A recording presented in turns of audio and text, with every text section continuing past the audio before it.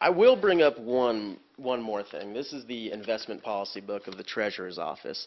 It's got two things that really bother me. One is if you go to page, let's see, I'm getting there.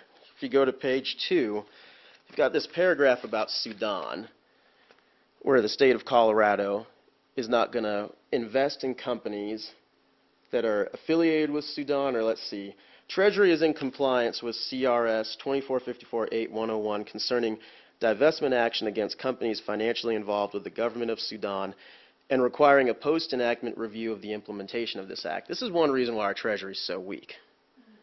This is handcuffs for any treasurer.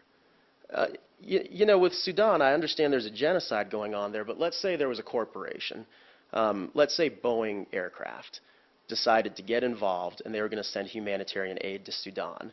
So they opened up a distribution center there and hired someone to give out free food to everyone who's suffering. Technically then, they're affiliated with Sudan and we can't invest in them. That creates a big problem. In this new globalized world, we can't have rules like this.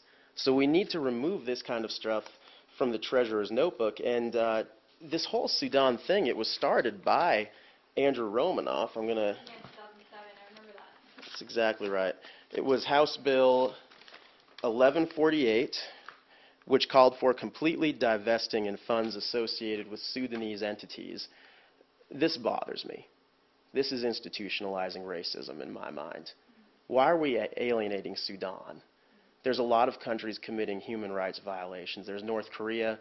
You see what Israel's doing in the Gaza Strip right now. Are we going out and saying we're going to divest in Israel? This is wrong. And you know, when we do divest in a country, we divested in Cuba years ago. Fidel Castro's still there. We're seeing the same with North Korea. But with China, we opened the gate and we started investing there. And what's happening? They're having a boom of capitalism. It's going down a little bit because of the market now, but it's going to go back up again. Isolation never works.